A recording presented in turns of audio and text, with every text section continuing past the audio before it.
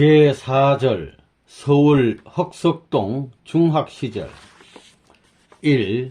경성 상공 실무학교 정기과 수학 말없이 솔선수범. 여러분은 대개 20세를 전후한 21살, 17세 이상 21세 미만의 사람들이라는 겁니다. 선생님도 과거에 여러분과 같은 연령시대에 이런 길을 찾기 위해서 새로운 개척자의 입장에 서 가지고 그 무엇을 찾기 위해 허덕이던 그 시절이 생각납니다. 중학교 때 서울에 와서 학교를 다녔습니다. 서울에 처음 오니까 환경이 얼마나 다른지, 자기 고향에 살던 정주로 말하면 정주는 시골이지요. 그 환경에 있다가 도시로 들어오니 이거 얼마나 다른지 180도가 달라요. 또 얼마나 범위가 넓은지 거기에 박자를 맞추면서 지내던 모든 사실들. 선생님이 여러분들 같은 연령대에는 절대 말 안 했어요. 내가 가야 할 길을 찾아가는 데 있어서 도리를 밝히지 못해가지고 내가 서지 못했는데 무슨 말을 해요? 입을 여는 날에는 천하가 나를 못 막는다고. 그런 자신을 키워가야 돼요. 떠들고 방황하는 그 자리에서는 자신을 키울 수 없어요. 뿌리가 안 돼요. 깊은 뿌리가 안 돼.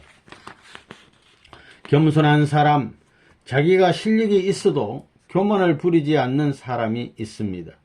그런 사람은 함부로 터치할 수 없다는 것입니다. 무엇인지 모르게 그에게서 위압감을 느낀다는 것입니다. 그에게는 주관성이 깃들어 있다는 거예요. 선생님도 옛날에 그런 무엇이 있었습니다. 선생님이 학생 시절에는 말을 잘 하지 않았습니다. 학교에 가서도 절대 제잘 얘기하지 않았습니다. 하루 종일 얘기를 하지 않는 날도 있었어요. 그래서 동급생들이 나를 참 어려워했습니다. 학교 선생님보다 더 어려워했습니다. 그렇다고 내가 그들에게 공갈이나 협박을 한 것도 아니고 주먹질을 한 것도 아닙니다. 그런데도 그들은 내게 함부로 하지 못했습니다. 심지어는 어떤 일까지 있었느냐 하면 학교 변소에서 친구들이 소변을 보려고 기다리다가도 내가 가게 되면 자리를 내주는 것입니다. 또 고민이 있으면 전부 나에게 와서 의논을 했습니다. 겸손하게 되면 그들의 마음을 전부 점령할 수 있는 자리에 서게 되는 것입니다. 그리고 중학교 시절 같은 때는 말이에요. 소재, 청소를 내가 다 했어요. 전 학교를 내가 선두에서 사랑하고 싶은 마음이 있기 때문에 전 학교를 대신해서 내가 소재한다고 생각한 거예요. 그렇게 될 때는 남이 도와주는 게 싫다 이거예요. 혼자 하고 싶다는 것이지요. 그렇기 때문에 깨끗이 하려고 하는 거예요. 그러니까 남이 한 것을 다시 하게 된다 이거예요. 그렇게 몇 번 하다 보니 친구들이 전부 다 그럼 너 혼자 해라 이러는 거예요. 우리는 이렇게 하고 싶은데 너 혼자 자꾸 그렇게 하니까 너 혼자 해라 이런다고요. 그래서 자연히 혼자 하게 돼요. 그 시간이 마음하고 즐기는 시간이에요.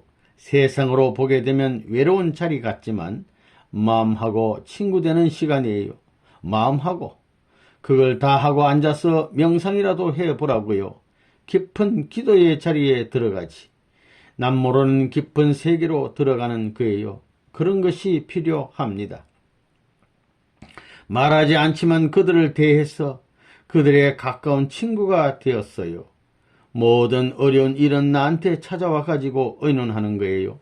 또 집에서 돈이 많이 오면 그걸 보관할 수 없으니 선생님한테 가져오는 거예요. 나한테 두었다가 도둑을 맞아도 좋으니까 맡아달라고. 그래야 마음이 편하겠다고 하는 거예요. 세상에 그런 법이 어디 있어요. 이거 왜 이래? 이놈의 자식아 나도 귀찮아 하면 아니야 라고 해요. 그건 뭐냐 나한테 갖다 놓으면 도둑질 하려고 해도 그 사람이 손이 떨려서 못할 것 같은 그런 생각이 든다는 거예요. 그러한 모든 것이 인간 세상에는 없는 새로운 주파, 새로운 주기, 파장으로 환경을 연결시켜 나가는 것입니다. 새로운 무대를 개척해서 살 수 있는 그러한 무대가 참다운 사랑에 있다 하는 것을 알아야 되겠어요. 집요한 탐구력. 내가 학생 시절에 내 질문에 대답을 못해가지고 도망간 선생님이 얼마나 많은지 알아요? 자꾸 질문하니까. 물리학에 나오는 공식이나 정의를 누가 내렸소? 나 못 믿겠소? 내가 알게끔 설명해 주시오. 그런 사람입니다. 전부 다 내가 검증하기 전에는 믿지를 않았어요. 학교에서 수학 선생님이 공식을 가르쳐 주면 그걸 중심 삼고 학교 선생을 전부 다 몰아친 사람이라고요. 이거 누가 이렇게 공식을 만들었느냐 이거예요. 내가 만들기 전에 만들어서 기분 나빠하는 거예요. 내가 만들어야 할 텐데. 그러니 덜추고 해치고 덜추고 해치고 또 파고 또 파고 그런 노름을 했다고요. 적당히가 아니에요. 적당히가. 적당히 멀리 가지고는 안 통합니다. 이렇게 중학교 시절부터 선생들을 골려먹던 사람이라고요. 물어대는 거예요. 그래가지고 답변을 못하게 되면 내가 도서관에 가가지고 전부 공부해가지고 이래야 됩니다 한 거예요. 공부를 하더라도 시험 전날에 딱 보면 그게 틀림없이 적중합니다. 선생님이 강의한 것 중에서 가장 시험에 나올 확률이 높은 것, 두 번째로 높은 것, 세 번째로 높은 것을 쭉 빼서 보고 그 외에는 안 봅니다. 그것만 동가름이 치는 거예요. 내가 강의를 하면 이렇게 할 것이다 하고 심리적으로 분석해서 준비하면 틀림없이 70% 이상 맞는다고요. 1, 2, 3, 4, 5, 6 하는 선생님의 암호가 있어요. 보통 사람은 봐도 모릅니다. 시험 때는 한 장의 숫자만 딱딱딱 해서 적어 놓으면 자면서 쓰더라도 70점 이상 받습니다. 열심히 공부한다고 해서 전부 다 머리에 남지 않는다고요. 전부 다 그냥 흘러가는 것이 보통이지요. 자기 준비의 정성. 기도를 하면 왜 좋으냐? 정신력이 집중되면 관찰이 빠르다 이거예요.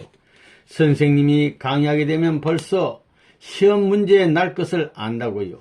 시험 문제로 낼지 안 낼지 선생님의 마음을 안다는 거예요. 왜 그런가 하면 그것은 안테나를 높이 단 것과 마찬가지이기 때문이에요. 안테나를 한층 높여서 들으면 작은 소리도 들리는 것입니다. 그와 마찬가지이기 때문에 정성 들이는 사람은 반드시 미래의 세계가 연결된다는 거예요. 그래서 계시라든가 예언은 전부 다 정성 들이는 사람한테서 나오는 거예요.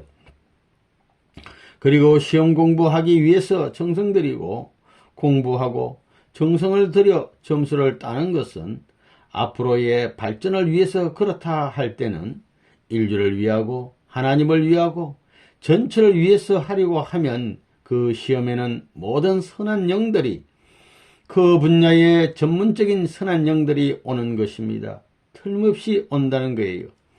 그렇기 때문에 정성을 들여서 자기가 신비스러운 경지에 들어가게 되면 글을 써보라고요. 글을 쓰게 되면 명문장이 된다고요. 그런 경지에서는 그림을 그려도 돼요. 내 손만으로 그림을 그리지 말고 그런 정성을 넣어 가지고 이 손에 하나의 위대한 화가가 와서 나를 협조해서 그린다. 그렇게 정성 들이는 가운데 쓱 그리면 탄성이 벌어져요. 탄성이. 그래서 좋은 작품을 쭉 붙여놓는 거예요. 그런 일이 벌어진다 이거예요. 정성을 들여야 돼요. 언제나 정성을 들여야 돼요. 정성은 언제나 한 번 들여가지고 써먹는 게 아니라고요. 칼은 언제나 갈아야 돼요. 칼을 한 번 쓰고 안 갈면 어떻게 되겠어요? 갈아야 된다고요. 언제나 갈아야 됩니다. 한 번 격해가지고 화를 냈으면 언제나 갈아 놓아야 된다고요. 그것이 문제입니다. 조용히 마음의 자리를 잡아놔야 된다고요. 그러면 여러분들이 해야 할 것을 다 안다는 거예요. 그것을 해야 돼요. 쓸데없는 생각하고 처녀 궁둥이나 따라다니고 뭐 어떻고 하는 사된 짓을 해 가지고는 안 되는 거예요. 여러분들이 방향 감각을 잡아가지고 그것을 중심 삼고 거기로 따라가야 하는 거예요. 방향은 뾰족하게 하나밖에 없는 거예요. 여러분들이 만반의 준비를 해야 되고 정비를 해야 돼요. 매일같이 그걸 밀어줄 수 있어야 돼요. 스스로 밀어줄 수 있는 추진력을 만들어야 된다고요. 그건 자기 혼자 해서는 안 되는 거예요. 18세가 되면 나는 어떤 사람이라는 걸 다 아는 거예요. 그 힘 가지고는 안 됩니다. 그러니까 초조해지기 쉬운 거예요. 친구의 힘이 필요하던가 스승이 필요하던가 하나님의 힘이 필요하게 되는 것입니다. 밥을 먹거들랑 이 밥아 내가 준비하는 걸음이 되었다오. 소모되는 두뇌에 소모되는 모든 세포에 힘을 보급해 다오. 내게 악에 대해 가지고 판단할 수 있는 정의의 힘이 되었다오. 그러라는 거예요. 한번 잘못하면 하늘 땅이 망하는 거예요. 준비하라 이거예요. 체력 단련. 세계에 없는 이런 일대 혁명을 내가 꿈꾸고 하나님의 명령에 의해 가지고 너가 건강하지 않으면 이 뜻을 이 위협을 완수할 못할 것이다 하는 천명을 받던 그날부터 모진 훈련을 한 사람이라고요. 나 힘 있습니다. 한두 사람쯤은 끄떡이 다룰 수 있는 능력도 있는 사람입니다. 또 내가 안 해본 운동이 없습니다. 22살 때까지 밤낮 없이 몸을 위해서 운동했습니다. 복싱도 해서 옛날에 일본집 같은 것은 힘줘서 치면 한 주먹에 나간다고요. 지금도 그래요. 길가에 가다가 안 된 녀석이 있으면 굴려버리는 겁니다. 남자는 자기 보수를 배워야 되는 거예요.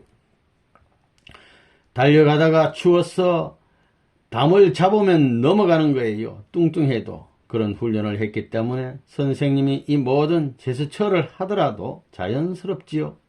씨름을 하더라도 앉아요. 축구 같은 것에서도 유명해요. 이런 체격을 하고 있어도 빠르다고요. 옛날에 젊었을 때는 철봉도 하고 말이에요. 여러 가지 운동으로 단련을 해 두었던 거예요. 지금도 남들이 모르는 운동을 하는 거예요. 운동을 선생님이 개발했어요. 그거 가르쳐줘요?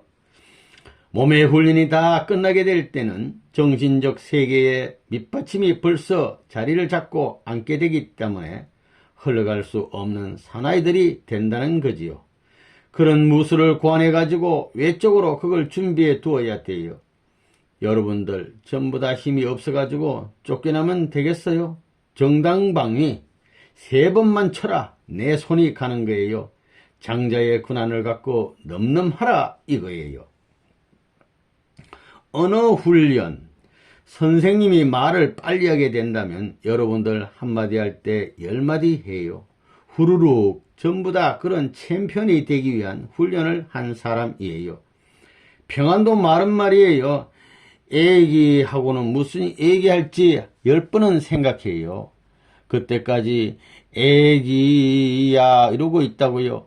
서울에 와 보니까 우리 하숙집 주인 아줌마가 입술이 뭐 이렇게 얄팍하고 조그만 눈이 생매 눈같이 반짝반짝 하면서 말을 후루루 하며 동네 설명하는데 숨도 몇 번 안 쉬고 후다닥 해버리더라고요. 이야, 내가 저 아주머니도 이겨야 되겠다고 해가지고 그걸 훈련해서 이긴 사람이라고요. 제일 발음 어려운 것이 띠 발음이에요. 그래서 갈랄 달랄 이렇게 전부 다 국문으로 써놓고 아침 저녁으로 후루룩 훈련을 하는 거예요. 그렇게 말 빨리 하는 훈련도 한 사람이에요. 왜? 말하기 시작하면 할 말을 그저 순식간에 퍼붓기 위해서예요. 후루루루 머리에서부터 발끝까지 다 퍼붓는 거예요. 그래서 6개월 동안 골방에 들어가서 기역 미연부터 가, 갸, 그, 기어부터 전부 발음 연습을 다시 했어요. 발음을 전부 파악할 때까지 훈련을 했어요. 그래서 말이 빨라진 것입니다. 말투도 교정할 수 있는 것입니다. 선생님은 방대한 말씀을 제한된 시간 내에 전해야 되기 때문에 어떠한 위험을 갖춰 가지고 말을 할 수가 없습니다. 그렇게 하다가는 할 말을 다 못합니다. 그렇기 때문에 선생님이 1시간 동안 이야기한 것은 다른 사람이 5시간 동안 이야기한 것과 같습니다. 바쁠 때에는 다그치는 것입니다. 정신 차려라 이겁니다. 그렇게 했기 때문에 지금까지 복귀의 전선이 망하지 않고 나왔지요. 그렇게 했기 때문에 선생님이 망하지 않고 복귀 섭리를 끌고 나온 것입니다. 음악의 심취. 선생님이 옛날 청소년 시절에 음악을 참 좋아했습니다. 내가 하숙하던 집의 주인이 차를 운전하던 양반인데 강원도 어디에 잘 사는 집안의 맏아들인데 말이에요. 그 당시에 운전수라면 아주 난 사람이라고요. 그 양반은 팔도강산 안 돌아다닌 데가 없었어요. 그는 민요라면 모르는 게 없었고 수백 장의 레코드판을 가지고 있었습니다. 그래서 그 주인 아줌마를 내 맘대로 하기 위해서 작전을 하는 것입니다. 주인하고 인사도 하고 매일같이 저녁에는 밥상도 들어다 주었습니다. 주인 아주머니가 무슨 심부름을 시키면 해주고 해달라는 대로 다 해주는 겁니다. 이런 작전을 하는 거예요. 이렇게 작전 계획대로 했더니 주인 아주머니가 며칠 이내에 홀딱 반한 것입니다. 주인 아주머니가 사위 삼았으면 좋겠다고 할 정도로 삶아 놓은 거예요. 그럼 그렇지. 그리하여 그 레코드판을 우리에게 다 갖다 주는 것입니다. 그 레코드판을 전부 다 듣는 것입니다. 몇 장씩 갖다 놓고 주인이 와서 봐도 별 탈로 안 난다고요. 판을 다 듣고 나서는 매번 체인지에 가지고 몇 장씩 갖다가 전부 다 듣는 거예요. 당신의 주인은 저 레코드판을 몇 장이나 들어봤어? 다 들어봤어? 못 들어봤어? 주인보다 나아야 될 게 아니에요. 나는 며칠 이내에 다 듣는다 해가지고 24시간 내내 틀어놓고 지냈습니다. 밤에도 틀어놓고 잤어요. 노래를 잘 부르면 참 좋은 거라고요. 효자는 어머니의 등을 두드려 드리면서 노래하고 청춘 남녀들이 서로 좋아하는 심정을 노래하려면 그 경지에 들어가는 것입니다. 복귀의 책임을 지고 선두에 서서 가는 사람으로서 소원 성취를 어떻게든 해내야 될 것 아니에요? 이게 전부 다 도라고요. 도의 경지라고. 옆에 있는 사람은 아는 거라고요. 이래가지고 밤을 새는 거예요. 잘 때는 어떻게 하느냐? 잘 때는 아예 조그맣게 틀어놓고 이불을 쓰고 듣는 것입니다.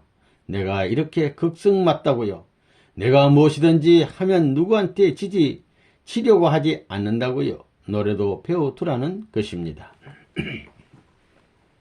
능란한 원맨쇼. 하나님은 참 능나신 분이에요. 욕도 잘하고 말이에요. 이 자식 뻔뻔스럽게 생겼구만. 이 자식 하며 욕도 하신다고요. 아주 농도 잘하십니다. 유머의 대왕이 하나님이에요. 욕 잘하는 데 있어서도 대왕님이고 나도 그걸 닮아서 유머도 잘하고 임기응변도 잘하는 거예요. 내가 원맨쇼 중고등학교 시절에는 원맨쇼 챔피언이었어요. 내가 나온다 하면 학예회 때는 말이에요. 학부형들이 그 아무개 청년 나오나 해서 나온다 하면 그저 쓱쓱쓱쓱 모이더라고요. 그런 무엇이 있기 때문에 지금까지 통일교의 교주 노름하지 교주 노름이 쉬운 줄 알아요. 통일교의 사람들은 나가서 욕은 먹고 다니지만 통일교의 집안에 들어오면 재미있지요. 내가 원맨쇼를 잘하거든요. 원맨쇼가 아니라 실제 사람의 실맨쇼, 실맨극을 하는 거예요. 극. 서울 학창시절의 추억. 선생님은 옛날에 한강의 잔잔한 물결 위에 돌을 던지는 놀이를 많이 했는데 아침보다는 저녁에 더 맛이 납니다. 저녁 노을이 질 때면 사람들이 배를 타고 돌아가는 광경과 복잡하게 지낸 하루 해가 뉘엿뉘엿 고요한 물결 속에 잠기는 것을 보면 아주 아름답습니다. 그럴 땐 납작하고 동그란 돌멩이를 소나기에 감아지 가지고 던지면 이 돌멩이가 살랑살랑 날아가다가 수면에 닿을 때마다 튀는 것입니다. 돌멩이가 너무 커도 안 됩니다. 그 돌멩이가 날아가다가 한 번, 두 번, 세 번 이렇게 튀다가 끝부분에 가서는 그냥 물을 타고 나가는 것입니다. 그런 기분 느껴지나요? 학생 시절 여름에 친구하고 한강변에 가서 수면에 돌을 튕기는 놀이는 하는데 친구는 연남은 곳이나 튕기면서 나갔습니다. 그것도 멋지게 하려면 여러 조건이 잘 맞아야 합니다. 돌도 잘 생겨야 하고 던지기도 아주 잘 던져야 합니다. 각도를 조금만 잘못 맞춰도 빵 하고 한 번도 안 튀기며 물속으로 빠져버립니다. 또한 각도도 잘 맞춰야 하는데 선생님이 잘 던지려고 있는 힘을 다해서 각도를 맞춰 가지고 던지다가 손끝이 바위에 맞았어요. 그러니 물 장난치게 됐습니까? 기분 나빠서 피가 흐르는 손끝을 한강물에다 자꾸 한 40분쯤 씻어냈습니다. 그러다가 조금 있으니까 입술이 불어튼 것처럼 퉁퉁 부어 올랐습니다. 그래서 와이셔츠를 찢어가지고 자꾸 찍어냈습니다. 여름이라 3시간 내지 4시간 지나니까 말라 붙더니 며칠 후엔 다 나았습니다. 그런데 의욕 가운데는 모든 탐구력이 게재되어 있습니다. 한강에는 어떤 새가 살까? 아이고, 이거 여름이 되어 더운데 저 산꼭대기는 얼마나 시원할까? 얼마나 시원한지 올라가서 한번 바람을 쐬어보자. 이야, 거기서 서울 장안을 보면 어떤 것일까?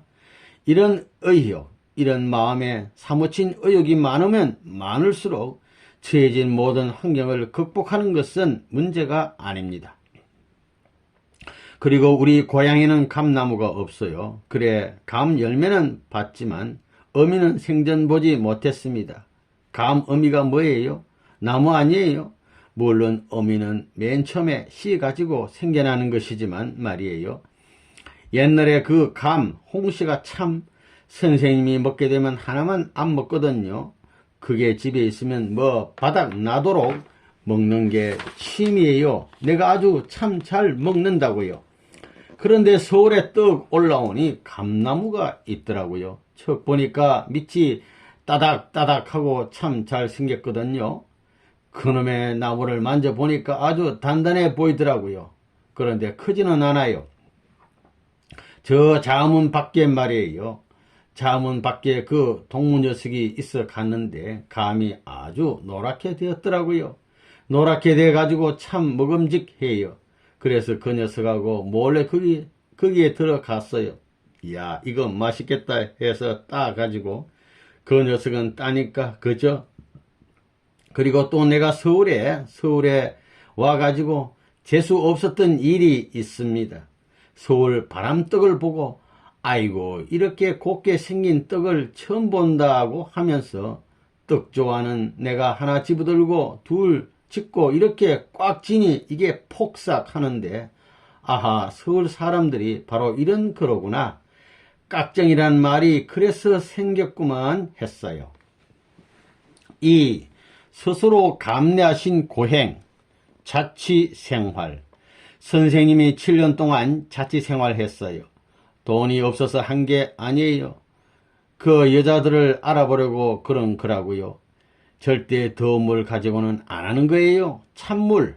그저 두레박으로 찬물을 퍼서 하는 거예요. 그러면 손이 쩍쩍 붙어요. 이래가지고 쌀도 씻고 하는 이런 노름을 많이 해봤어요. 그때 서울에 왔을 때는 추웠다고요. 평균 영하 17도에서 21도까지 오르내렸다고요. 우리 젊었을 땐 그랬다고요. 그런데 어디 가서 자취하면서도 잘 사는 사람으로 자취 안 했어요. 제일 어려운 사람에서부터 시작했어요. 그 추운 동지 섣달이에요. 찬방에서 살고 밥을 하는데 찬물 가지고 하는 거예요. 전부 다 지금도 내가 잊지 않았지만 말이에요. 산등에 파놓은 우물이기 때문에 한 10발 이상 들어간 우물이라고요. 이 우물이 참 물이 좋았다고요. 두레박은 고리를 쇠사슬로 하거든요. 끊어지니까. 그걸 잡을 때 손이 붙어서 호호하던 것이 엊그제 일 같아요. 그런 생활에서부터 전부 다 인생살이를 해봤어요. 여자들이 뭘 하고 있다는 것도 다 안다고요. 습관이 되어서 많은 반찬이 필요 없습니다. 언제나 간편하고 맛있고 실질적으로 실용적인 것 하나면 됩니다. 언제나 일식일찬이라고요. 맛있는 반찬 한 가지면 되는 것입니다. 그렇기 때문에 요즘 상에 반찬을 수두룩하게 올려놓는 것을 보면 아예 귀찮다는 거예요. 또 도마질 하는 것을 보면 풋나기인지 아닌지 다 안다고요. 내가 도마질도 잘 합니다. 따다닥 따닥딱 반찬 만드는 것 보면 솜씨가 있는지 없는지 벌써 아는 거라고요. 부인들이 밥하는 것, 반찬 만드는 것을 쓱 보게 되면 밥물은 얼마나 부었고 시금치나 물에는 어떤 양념이 들어갔고 콩나물에는 어떤 양념이 들어갔다는 것을 다 알 수 있어요. 쓱 보게 되면 무슨 반찬은 어떻게 무칠 것인지 다 아는 거예요. 하루 이식과 생일 검식. 선생님이 서울에서의 학생 시절에 여러분 같은 연령대에는 점심을 안 먹고 살았어요. 밥이 없어서 그런 것이 아니에요. 배고팠던 부모의 역사가 있으면 배고팠던 부모의 사연을 알아야 돼요. 배고픈 자리에서 그 부모에게 효도 못한 자신을 탓해가지고 배고픈 그 시대에 효자 될 수 있는 내 스스로를 준비해야 되는 거예요. 배고프지 않으면 하나님을 모른다고요. 나는 그렇게 생각한다고요. 배고픈 시간이 제일 하나님 앞에 가깝다고요. 그럴 때는 지나가는 사람이 있으면 행여나 저 사람이 내 어머니가 아니겠느냐, 저 사람이 누님이 아니냐 이렇게 생각되는 거라고요. 나를 도와줄 사람이 아니냐 그렇게 생각된다고요. 그렇게 되면 천만인을 위로할 수 있고 천만인을 맞아줄 수 있는 마음이 생긴다고요. 더구나 나라도 없는 주제에 밥을 3끼씩이나 다 찾아 먹을 자격이 있느냐면서 말이에요. 밥이 그리운 생활을 참 많이 했습니다. 밥을 그리워함과 동시에 민족을 그리워하는 길을 갔다고요.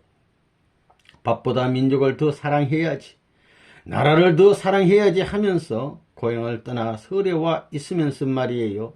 점심을 안 먹었습니다. 주머니에 돈이 없어 그런 것이 아니라고요. 돈이 있으면 불쌍한 사람들에게 나누어 주었던 것입니다. 그러니 금식을 밥 먹듯이 했어요. 30세까지 점심을 안 먹었어요. 제일 배고플 때 집 떠나가지고 줄곧 이식주의였어요. 이식주의. 제일 힘든 것이 무엇이었느냐 하면 동창생이랑 같은 방에 있는데 이 친구가 점심을 갖다 놓고 자꾸 먹자고 하는 거였어요. 그것을 이기던 것이 지금 생각난다고요. 내가 할 일이 있어, 숙제가 많아, 이걸 청산하려면 해가지고 안 먹고 그랬다고요. 배고파 보기를 나같이 배고파 본 사람은 없을 거예요. 배고픈 사람들이 구원의 손길을 바라는, 굶주리면서 해방을 바라는 사람들의 아우성 소리가 들려와요.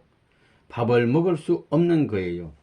수양하는 자는 일생을 통해서 평상시에 수양해 놔야 된다 해가지고 생일날은 금식하기가 일쑤였다고요.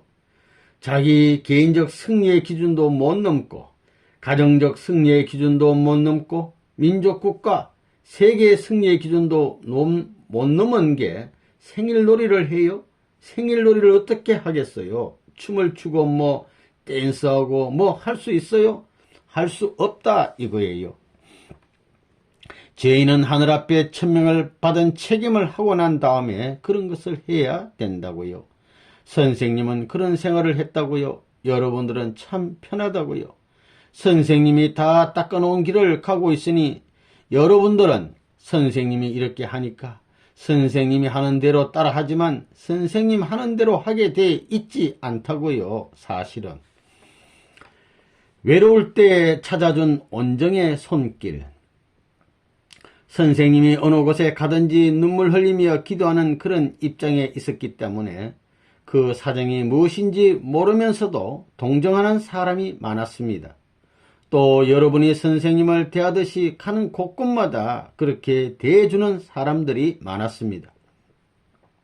하숙집 주인 아주머니가 명절날 갔던 때에 밤을 새워가면서 준비한 그 상을, 혹은 남편을 위해서 준비한 그 상을 선생님 방에 갖다 주지 않고서는 안방에 들어가지 못한 경우도 있었습니다. 그냥 안방에 들어가게 되면 갑자기 눈앞이 캄캄해진다는 것입니다. 자기들도 왜 그런지 모른다는 것입니다. 하나님은 아낙네들의 정성 들인 그 음식까지도 선생님을 먹이기 위해서 그들의 마음을 움직였던 것입니다. 그런 역사가 많았습니다. 그렇기 때문에 선생님은 하나님의 사랑을 꿈에도 잊어본 적이 없습니다. 내가 지금 서울에 와 있으면서 잊을 수 없는 부인인 한 사람이 있어요. 송씨 부인이라고 못 사는 부인이에요. 그때 새방에서 딸 하나 데리고 사는데 뭐 남편이 있는 것도 아니에요. 딸 하나 하고 사는데 조그마한 구멍가게를 해가지고 겨우 밥을 먹고 사는 거예요. 그런 송씨 아줌마라고 있었어요. 이 아줌마가 말이에요. 그렇게 어렵게 살면서도 내가 학생 시절에 하숙하고 있으니까 하숙집에서도 아침 주고 점심 주고 저녁 주면 그만 아니에요. 학생들은 그것 먹고는 배가 고프다고요. 그걸 알고 말이에요. 자기가 뭘 팔다 남으면 갖다 먹여 주려고 그래요. 왜 그러냐고 하니까 자기 동생이 있었대요. 나와 비슷한 동생이 있는데 그 동생이 생각난다는 거예요. 저분이 여기 와 있는 것이 남같지 않다는 거예요. 그 아마 영적으로 무엇이 있었는지 모르지요. 이래가지고 뭐가 생기면 자기 입에 들어가야 할 텐데 이 손이 이리 간다는 거예요. 한 번은 두 교회가 한강가에서 합동 예배를 드린 적이 있습니다. 그 모래사장이 지금은 없어졌지만 서빙고 앞이었어요. 점심때 모두 점심을 먹는데 그 속에서 혼자 앉아가지고 버틸 수 있나요? 그래서 혼자 쓱 뒤로 빠져나와 돌무더기 같은 데 가서 생각하는 시간을 가졌습니다. 점심을 안 먹고 자갈 쌓아둔 돌 무더기 뒤에 있었는데 그때 송씨 부인이 아이스 케이크 2개와 빵 2개를 가져왔었어요. 그게 아직도 잊혀지지 않아요. 한 개에 1전짜리예요. 그거 모두 합해야 4전인데 그 빵과 아이스 케이크를 갖다 준 것이 영영 잊혀지지 않는다는 거예요. 그러니 그때 그 자리가 얼마나 심각한 자리였더냐 이거예요. 이렇게 신세를 진 것은 영영 잊혀지지 않아요. 아무 때 어떻고 아무 때 어떻고 하며 나를 위해서 수고하고 나를 위해서 베풀어준 그 언덕은 영영 잊어버리지 않는다고요. 그 잊어버리지 않는 것은 누구를 위한 것이냐? 그것은 나를 위한 것이 아니라 세계를 위한 것이기 때문에 세계의 인간을 위해서 그것을 갚으려고 하는 거예요. 하나님이 갚아줄 수 없는 거라고요. 언덕을 갚는 데 있어서 그 사람을 언제 다시 만날 것이냐? 그 사람을 찾는 마음을 가져야 합니다. 그러나 신세를 진 사람을 만날 수 없으니 그 마음을 가지고 아무 때에 내가 언덕을 받은 것을 이 사람한테 주겠사오니 대신 갚는 조건으로 하나님이여 받아주시고 대신 갚아줄 수 있는 자리로 메워주시면 좋겠습니다 해야 합니다. 그런 간절한 마음을 가져야 합니다. 다시 말하면 은인을 만나서 주는 것과 같은 마음을 가지고 주게 되면 그 사람의 마음이 어떠하겠어요? 이러한 분위기의 생활체제를 이루려고 하는 것입니다. 그러기 때문에 외로울 때 방문하는 것이 얼마나 귀하다는 것을 좋아할 수 있는 사람끼리 좋아하는 것은 다 흘러가요. 그러나 어렵고 못 견디는 자리에 찾아주고 위로하는 것이 얼마나 귀하다는 것, 그것을 거기에서 배웠어요. 그 송씨 아주머니는 얼굴도 잘 못생겼어요. 궁둥이가, 허리가 구부정하고 이 본때기가 고상하게 생겼지요. 그 얼굴 가지고 뭘 나르는 걸 보면 밉지 않더라고요. 그런 모든 정서적인 면이 관계되어 있는 것을 잊혀지지 않아요. 한겨울 냉방 생활. 내가 20대에 전후한 그때에 있어서 서울만 해도 추웠어요. 보통 영하 17도예요. 한강이 안 은 때가 없었어요. 그런 때 방에 불을 안 떼고 사는 거예요. 이래가지고 그때 모포단 포대기를 깔아놓고 쭉 자고 일어나면 짝짝 판이 박힌다고요. 그러면 그 판 박힌 것이 보통 때는 안 진다고요. 이게 6개월 가도 그래요. 그게 인상적이에요. 그게 다 추억에 남아요. 하도 추워가지고 전구를 켜가지고 하덕같이 끌어안고 이불을 뒤집어 쓰고 잠자다가 전기에 대어 까풀이 벗겨진 것, 그런 것이 다 인상적이에요. 그래, 서울 하면 그때 사실 내가 그랬지 하는 생각이 납니다. 지금도 목욕탕에 들어가서 쓱 씻게 되면 그 시절 하는 것이 기억에 나요. 그렇게 죄인과 같이 남과 같이 갈래야 갈 수 없는 고생을 한 거예요. 역사적 스승이 살던 고통, 하나님의 역사적 고통을 흘려보내서는 안 되는 거예요. 내 마음 깊은 사랑의 곳에다 담고 저 나라에 가서 만나거들랑 목을 안고 당신이 슬펐던 사정을 다 알고 나도 그 도수를 맞춰 살려고 했지만 미치지 못했소. 이것을 용서하시오 하면서 눈물을 머금고 통곡하는 마음이 앞서게 될 때는 하나님을 붙들고 통곡하더라도 하나님도 같이 울며 붙들어 줄 수 있는 겁니다. 그런 날이 없어 가지고는 해방이 없다고 생각하며 나오고 있는 사람이에요. 그렇게 찬방에 살면서도 효자는 효자 노름을 해야 돼요. 찬방에 모신 부모의 그 슬급한 심정을 품고 하늘 땅을 걸어 사랑하지 못하는 불충을 회개할 줄 아는 마음을 가져야 돼요. 그런 마음을 가져야 하늘에 도달할 수 있는 길이 가깝다는 사실을 알아야 돼요. 헌옷 입고 자립훈련. 선생님은 30대까지 여러분들이 입고 있는 그런 옷을 못 입어봤어요. 외정 때는 전부 다 그랬지요. 고물상에 가게 되면 때가 새카맣게 끼어가지고 반질반질한 것을, 냄새가 나는 그런 것을 사다가 입었어요. 쪽 빼고 다니면 아주 시끄러워서 못 견딘다고요. 이건 알록달록한 각시들이 매일 따라다녀요. 골목으로. 그렇기 때문에 그런 걸 피하기 위해서 일부러 터벅머리 총각으로 구석진 길로 다녔어요. 사나이로 태어나서 어떠한 맹세를 했으면 맹세의 목표를 달성할 수 있는 기반을 닦아야지요. 그리고 내가 뜨개질을 참 잘합니다.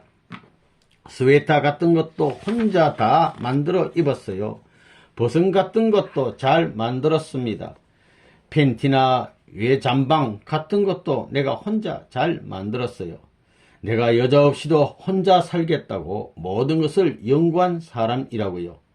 일생 동안 독신 생활을 하더라도 이 뜻을 내 필생의 사업으로 작정하고 나선 사람이기 때문에 못하는 것이 없다고요. 내가 모자를 척 떴으면 아주 예쁜 모자를 떠서 쓸 수 있습니다. 장갑도 떠도 참 빨리 떴다고요. 그러면서 내가 여자옷 입고도 서울 장안 안 다녀본 데가 없습니다. 근사하지요? 남자 녀석들은 전부 다 골려 먹어야 되겠다. 이놈의 자식들 이래가지고 골목에 들어가 가지고는 후려 갈기는 거예요. 이 자식아 여자인 줄 알고 이래? 이 못된 자식들 내가 썩 쓰고 싹 이러면 말이에요. 모양은 나쁘지 않습니다. 비가 오면 말이에요. 양산 갖고 싹 왜 세상살이를 알려고 암행의사가 돼야 돼요. 세상을 조사하려면 샅샅이 해야 돼요. 그런 역사가 많습니다. 첫 방학 때 첫 학기 마쳤을 때 고향 떠나가지고 서울에 와서 맞은 학교의 첫 번째 여름 방학에는 집에 안 갔어요. 남들은 서로 간다고 시간 다투어 차표 산다고 했지만 나는 엄숙히 혼자 있었어요. 다시 돌아오는 날을 기다리는 어머니 아버지에게는 내가 이런 사정이 있어서 못 간다고 통보하는 거예요. 왜 그랬을까요? 사탄 세계와 다른 길을 가야 되기 때문이에요. 학생들은 전부 다 보따리를 싸가지고 집으로 가는데 나는 그리운 부모를 만나고 싶지만 그보다도 부모를 살려줄 수 있는 하늘이 그립다고 눈물 짓고 그랬어요. 그 그리움을 머금고 나라를 위해서 내 갈 길을 위해서 정성 들이는 것입니다. 친지들이 야단하는 것입니다. 오라고 야단이 벌어진 거라고요. 집에 무슨 중대한 일이 있으니 오라 하는 것입니다. 그렇지만 안 갔어요. 친구들이 돌아와가지고 이상하다고 하는 거예요. 그들을 붙들고 천년사의 역사를 엮어온 귀한 시대를 놀고 떠들며 흘러보내며 살 게 뭐야 이 자식아 그러고 살았다고요. 극장을 둘러서 다님. 내가 청소년 때에는 얼마나 극장에 가보고 싶었는지, 우리 같은 사람이 영화를 보게 되면 얼마나 충격적이었는지 모른다고요. 신이 나서 소리를 지를 수 있는 기절을 가졌다고요. 그러나 난 절대 안 가는 거예요. 선생님이 그래서 그거 본래부터 안 가는 것보다 자꾸 매일같이 가자 해서 하루에 영화를 5번까지 봤다고요. 그거 안 가면 될 것 아니라 제일 많이 가 보면서 제일 상극이 될 수 있는 체험을 하고 안 가는 거예요. 그거 체험도 못하고 안 가면 가치가 없다고요. 그래서 하루에 5번씩 다니다가 딱 끊어버린 거예요. 이놈의 자식들아 안 간다 이거예요. 선생님이 여러분과 같은 연령대에 부러운 것이 없었겠어요? 여러분들은 영화 구경하러 극장에도 잘 가지요? 선생님은 영화를 보지도 않았고 극장 앞에도 다니지 않았던 때가 있었다는 걸 알아야 돼요. 그거 왜냐? 내가 그 이상 넘어가 가지고 다 지나가 가지고 극장이라든가 이런 곳을 아무리 다니더라도 거기에 걸리지 않고 가서 잠을 자고 살더라도 거기에서 범죄하지 않을 수 있는 선을 넘어서고 나서야 가야 되기 때문이에요. 요즘에 내가 극장 가라고 다 하는 것도 가가지고 물들지 않을 수 있는 입장에서 가라는 거예요. 그 다음에는 딱 다 지난 다음에는 완전히 개방이라고요. 여러분이 극장에 가서 영화 구경을 할 때라도 심각한 자리에 서서 그것이 남의 일 같지 않고 내 일같이 느껴야 합니다. 그것이 신앙길을 가는데 방해가 되는 원수 같으니 어떤 악한 무리가 나올 때 그들을 잡아치우겠다는 마음을 갖고 극장에 가면 죄가 안 됩니다. 그런 마음을 가지고 간다면 극장이 아니라 그보다 더한 곳을 가더라도 괜찮습니다. 악당들이 사는 소굴이라도 사기꾼 모양을 해 가지고서라도 그들을 끌어올릴 수 있다는 확신을 가지고 간다면 또한 원수를 한 칼에 전부 쳐버리겠다는 결의를 갖고 나선다면 하나님의 용자로 세워집니다. 그런 사람은 천하 어디를 가든 화제의 인물이 됩니다. 뒷골목 조사. 옛날에는 종로 3가 같은 데는 전부 다 유곽이었어요. 유곽. 그걸 내가 조사해야 되겠다 이거예요. 왜 예쁜 여자들이 저 노름을 해야 되느냐 이거예요. 저게 만약에 자기 누이라면 어떡할 거예요? 자기 딸이라면 어떡할 거야? 애비가 돼가지고 오빠가 되어가지고 어떡할 거야? 문제가 심각하다고요. 그런 젊은 여자들을 대가지고 밤을 새워서 얘기해 주던 생각이 난다고요. 그런 노름을 전부 다 거쳐가야 돼요. 나라를 사랑해야지. 사람을 사랑해야지. 그걸 이용해 먹고 그럴 수 있단 말이에요. 이 세상의 물정을 훤히 알아야 돼요. 선생님은 그런 세계를 잘 아는 사람이라고요. 몰라가지고 어떻게 그 세계를 구하나요? 그 심층 분야에 가려진 하소연에 잠긴 그 모든 사연들을 알고 그들을 구해줘야 돼요. 그렇지만 뿌리는 없이 입만 되어 가지고는 되느냐 이거예요. 그 자리에 나설 때는 내가 아무런 일을 하더라도 걸리지 않을 수 있는 내적인 결정을 받고 나타나는 거라고요. 통일교회에 들어온 사람들도 그래요. 그런 수양의 과정을 거쳐야 되는 것입니다. 수양 과정이 있어야 되는 거라고요. 지금은 그렇지 않지만 옛날에는 내 허벅다리를 본 사람이 없어요. 친구들한테도 안 보이고 살았어요. 절개를 지켜 신앙을 맞이해야 할 수처녀와 같이 자기 일신을 고이 간직했어요. 내가 십자가를 지더라도 상처 안 난 몸으로 지겠다. 순정이 역사시대에 처음 꼽힐 때 그런 자리에서 십자가를 지겠다 하고 지냈어요. 전차비로 적선. 내가 흑석동에 있을 때 시내에 들어오려면 전차값이 5전이었어요. 5전 주면 전차 타고 시내에 가는 거예요. 그렇지만 시내까지 걸어갔어요. 화신까지 45분이면 갔어요. 빠르다고요. 빨리 걷는 사람이죠. 보통 사람은 1시간 반 걸립니다. 여름날 학생복을 입고 땀을 흘리면서 걸어다닌 거예요. 그 돈 가지고 뭘 했느냐? 불쌍한 사람에게 준 거예요. 천만금 주고 싶고 여러분에게 복지를 만들어 주고 싶은 마음이 간절하지만 지금 민족을 대신해서 주노니 이것을 받아가지고 부디 복의 씨가 되시오 한 거예요. 그때 내가 노량진에 좀 있었는데 거기에서 학교까지 오전이면 전차를 타는데 전차를 타지 않고 그 오전을 넣어 가지고 걸어오다가 내리는 고점에서 적선하고 갈 때는 노량진에서 적선하고 그러고 다녔어요. 그러고 다니면서 내가 이 나라 찾아 들어와 가지고 큰 소리 할 때까지 잘 자라라. 죽지 말고 나와 더불어 크자 하면서 나무를 치고 다니던 일이 생각납니다. 그때 그 플라타나스가 다 없어졌더구만요. 여러분은 선생님이 소년 시절에 온열 삼복지경에도 땀을 뻘뻘 흘리면서 걸어 다녔던 것을 생각해 보라는 것입니다. 또 전차나 버스 혹은 택시를 타고 편히 오더라도 지난날 선생님이 걸어 다녔던 기준을 생각하고 선생님이 이 나라 이 민족의 한을 풀어주고 이 나라 이 민족이 하나님께 안길 수 있는 그날을 애타게 기다린 것과 같은 마음을 품고 나와야 합니다. 한강다리 밑에 빈민가. 선생님도 옛날에 빈민굴에 들어가서 누더기 옷을 입고 생활해 보았어요. 이가 행렬을 지어가지고 새벽부터 일진이 그런 경험도 있습니다. 선생님은 이 길을 고관들을 중심 삼고 출발한 것이 아닙니다. 거리의 행인과 거지들을 중심 삼고 출발한 것입니다. 빈민굴이 선생님의 활동의 첫 무대였습니다. 그들에게는 눈물이 많습니다.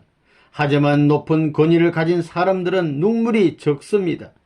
빈민굴 사람들 중에는 선생님이 한마디만 해도 눈물을 흘리며 대성통곡하는 사람들이 많지만 높은 권위에 있는 사람들은 10마디, 100마디를 하여도 대성통곡하는 사람이 없다는 것입니다. 복귀노정은 대성통곡을 하지 않고는 갈 수 없는 길입니다. 때문에 어떤 사람이 더 가까우냐 하면 빈민굴에 있는 사람들이 더 가깝더라는 것입니다.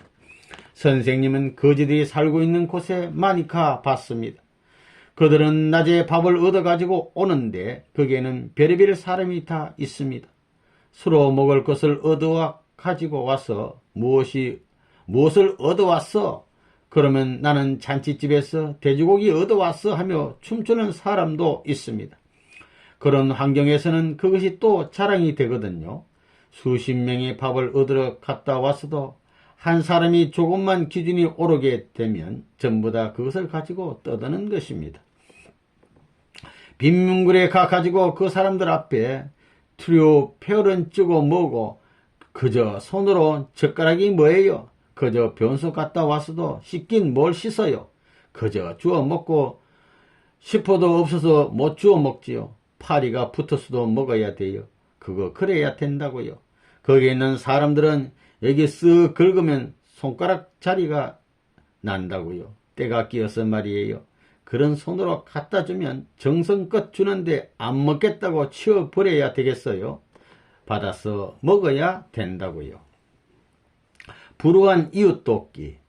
그리고 집에서 학비를 보내게 되면 학비를 4월 초순이라 하게 되면 5월이면 다 써버려요. 다 불쌍한 사람에게 나눠주는 거예요. 이래가 많아요. 그러고는 뭘 하느냐? 신문 배달도 하고 별의별 짓 다 하는 거예요. 장사도 하고. 그런 역사가 훤해요. 또 선생님이 고향에서 보내온 한 달 동안 학비를 가지고 학교로 올라가던 도중에 길가에서 죽음을 앞둔 환자를 만나 그 환자에게 전부 다 돈을 주고 입원시켜서 치료해가지고 돌려보낸 그런 노름도 다 했다고요. 그래가지고 학자금을 내지 못해 독촉받던 그 생각, 그리고 그때 친구들이 동정해 준 일들을 일생 동안 잊혀지지 않는다고요. 그런 한때의 일이 선생님의 일생에 얼마나 지대한 영향을 미쳤는가를 내가 안다고요. 그때가 3월 말쯤이었습니다. 새 학기로 개학이 되어 학기금을 가져왔을 때였습니다. 가만 보니까 그 사람은 아들이 없는 불쌍한 사람이었습니다. 천안에 자기 딸네 집이 있다고 해서 학기금 몽땅 틀어 여비와 병난 것을 치료할 때까지 다 해주었습니다. 그것을 보면 그 사람의 선조가 나쁜 사람이 아니라고요. 내가 그때 발이 떨어지지 않아요. 돌아서지를 못하겠더라고요. 그런 사람을 하늘이 만나게 주었으면 하늘이 동정해 주라는 이상 동정해 준다고 해서 절대 손해나는 것이 아닙니다. 하늘이 열을 도와주라고 하는데 100을 도와주게 되면 90은 내가 하늘 앞에 공적인 것으로 취급하는 것이 된다는 것입니다.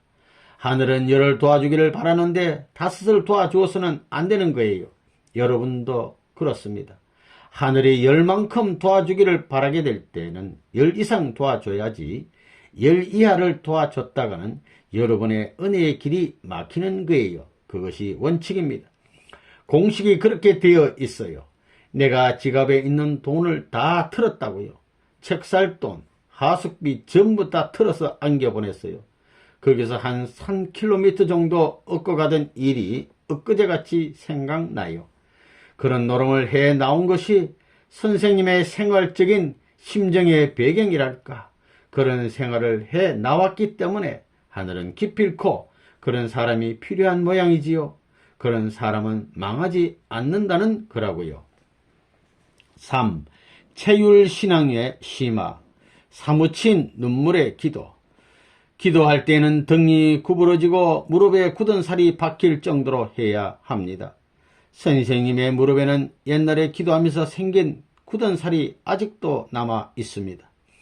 기도는 마룻바닥에서 해야 되는 것입니다. 눈물도 흘려야 됩니다. 선생님은 기도하면서 흘린 눈물 자국이 마르지 않을 정도로 눈물을 흘리는 고비를 몇 번이나 넘긴 사람입니다. 인생의 갈 길을 해결 못하고 죽어가는 사람들이 많은 것을 알고 그걸 해결하기 위해서 눈이 붉어져 가지고 늘 기도했다고요. 기도하면서 눈물을 너무 많이 흘려 햇빛을 못 볼 만큼 흘렸어요. 그런 노름을 하면서 이 길을 찾아온 거예요. 선생님은 한창 때는 18시간, 17시간, 보통 12시간 기도했습니다. 엎드려가지고 정심을 안 먹어요. 그래가지고 통곡을 하는 것입니다. 그러지 않으면 못 살아요. 사방에 딱 막혀가지고 나갈 구멍이 없어요. 기도를 해야 바늘 구멍이 보이는 거예요. 그런 싫은 과정을 거쳐가지고 원리를 찾아낸 것입니다. 여러분들 원리책을 붙들고 울어봤어요? 일생은 중요한 겁니다. 한번 지나가면 다시 안 와요. 공든 탑이 무너지랴 하는 말이 있잖아요. 그렇지요? 하나님을 위해서 공을 들여야 된다고요. 하나님이 그리워서 미치리만큼 사무친 경지에까지 들어가야 된다고요. 하나님이 계신 곳이 땅이라면 뭐 하루에 1000번도 왔다 가고 싶은 마음이 있으나 땅이 아니기 때문에 할 수 없어서 선생님을 보낸 거예요. 그런 무엇이 있기 때문에 여러분이 선생님을 사랑하지 않고는 안 되게 되어 있다고요. 괜히 그렇게 정이 가요? 눈물을 흘리며 기도할 때에 동삼에 솜바지 저고리를 전부 다 눈물로 적실 때가 있었다고요. 얼마나 기가 막히겠나 생각해 보라고요. 칼을 꽂아놓고 단판 기도한 때가 한두 번이 아니었다고요. 민족 해방을 위한 기원. 내가 나라를 위해서 외정 때 눈물을 흘린 것은 애국자에 지지 않는 눈물을 흘린 것입니다. 지금도 흑석동 길이, 지금은 용산까지 길이 나 있지만 아쉬운 감이 나요. 그때는 포폴라도 있고 폴라타스너도 있었는데 그때 다니던 인상이 남아지는 거예요. 저기 저 명수대, 노들강, 그때는 외정 때라고요. 그때 눈물 흘리고 나라 위에 기도 많이 했다고요. 그 한강을 건너가다 보면 나카시마 중도라는 게 있다고요. 거기서 한강물을 보고 탄식하던 일이 생생해요. 너는 천년만년 흐르지만 얼마나 붉은 마음을 가지고 이 나라 인민족을 품기 위해 흐르느냐. 생명줄이 될 수 있는 것이 물인데 이 비옥한 삼천리 강산을 단장할 수 있는 샘, 어머니 젖과 같은 이런 한강수가 돼야 할 텐데 너는 못하더라도 나는 할 거야 하던 것이 지금도 생생해요. 그때는 다리가 하나밖에 없었다고요. 거기 걸어 다니면서 그랬던 것이 생각납니다. 공부하는 젊은 학생들, 옛날에 선생님이 공부할 때에는 한 페이지를 읽고 눈물을 흘렸습니다. 이 한 페이지 한 페이지마다 민족의 운명을 좌우할 수 있는 비밀이 포함되어 있는 것이 아니냐 하면서 공부를 했던 것입니다. 기도도 그러한 식으로 하는 것입니다. 주먹을 쥐어봐요. 옛날에 선생님은 기도할 때는 너무 쥐어가지고 나중에 펴면 손이 아팠어요. 얼마나 힘을 줬으면 그랬겠어요. 땀이 나도 꽉 쥐고 맹세를 했던 것입니다. 명수대 예수교회와 서빙고 오순절 교회. 옛날에는 서빙고 앞에 모래사장이 있었습니다. 지금은 그곳을 다 파버려서 모래사장이 없으니까 섭섭하더구만요. 여러분은 안 그래요? 빌딩 지은 것은 좋지만 모래사장이 없어진 것이 난 지금 섭섭해요.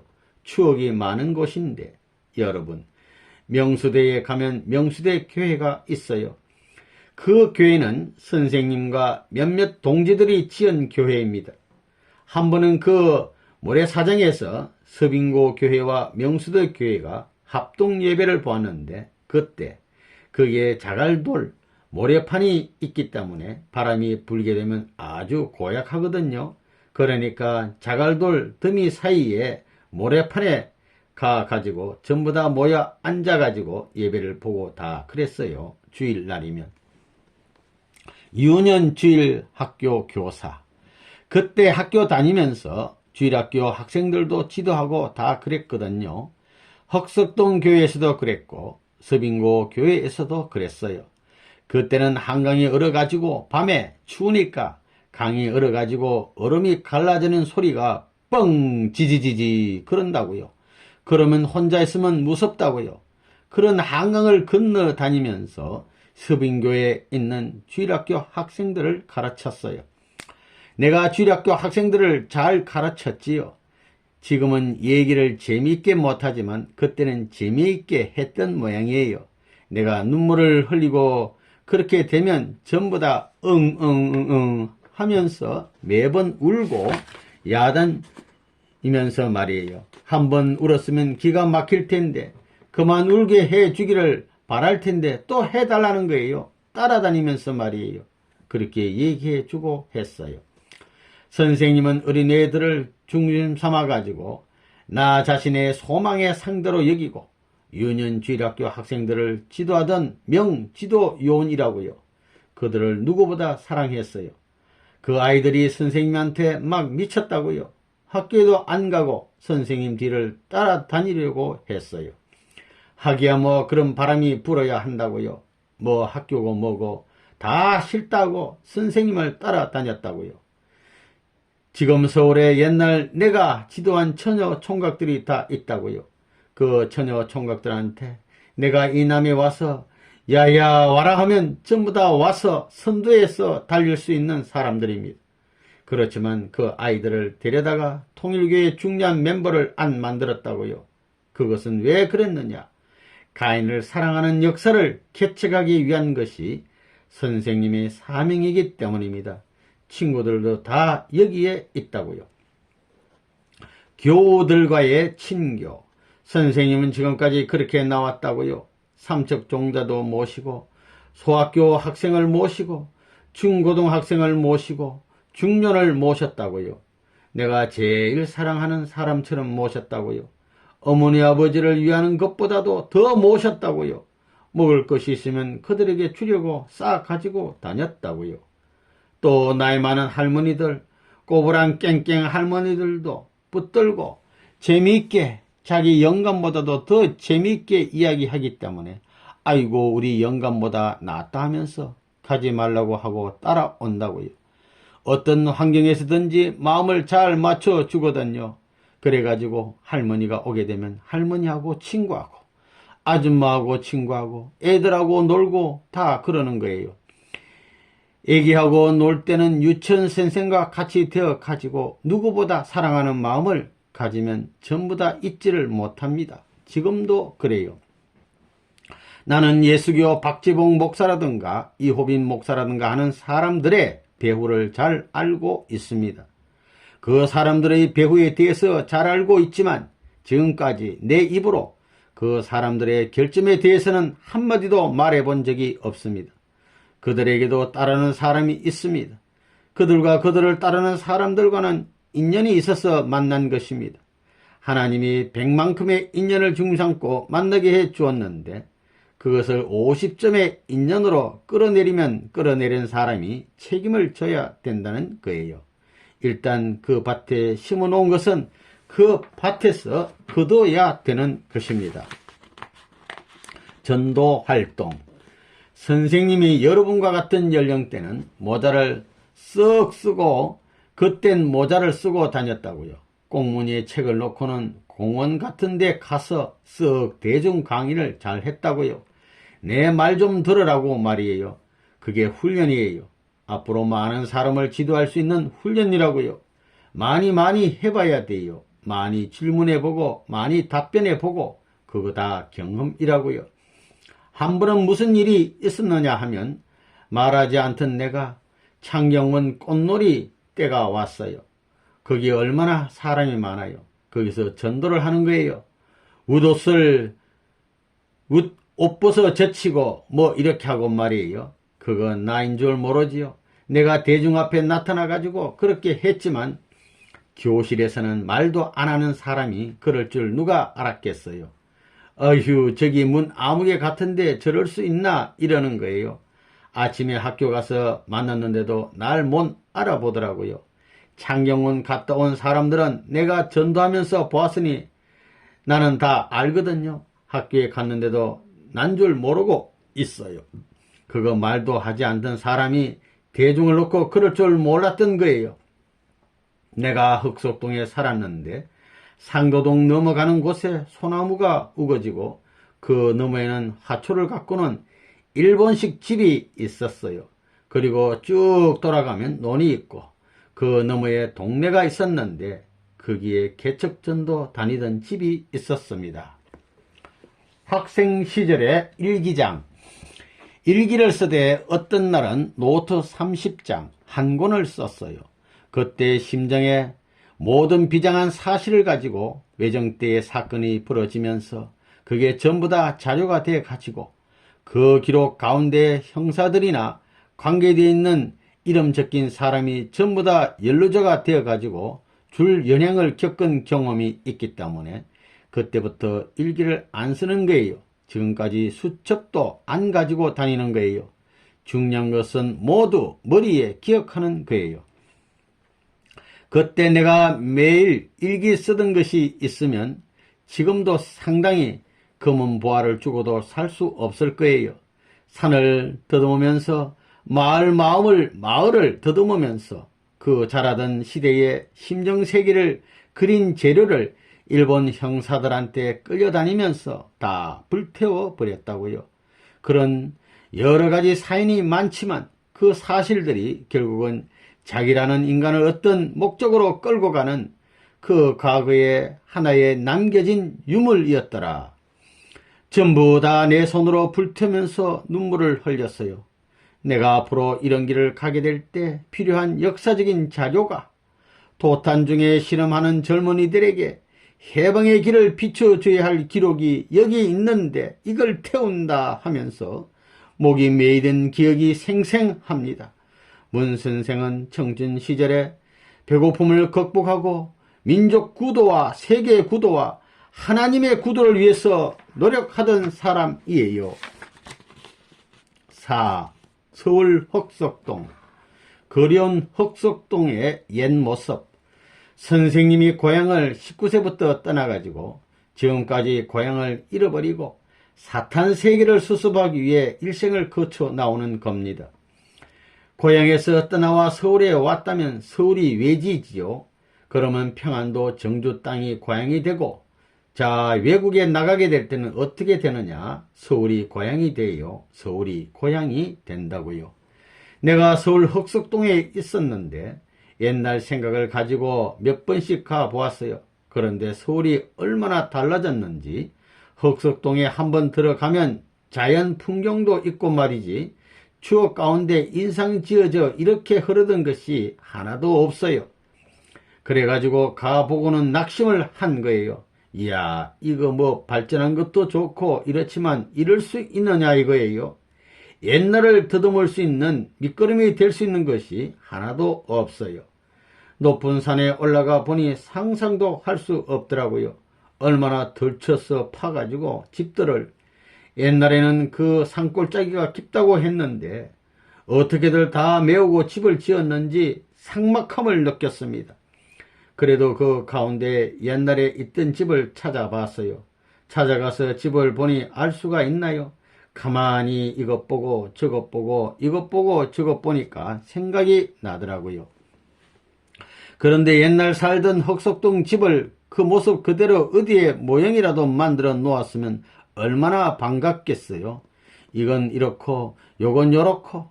그렇기 때문에 사람은 잊을 수 없는 뜻있는 물건은 추억으로 남기려고 하는 것이 인간의 본성의 요구다 하는 걸 알 수 있어요.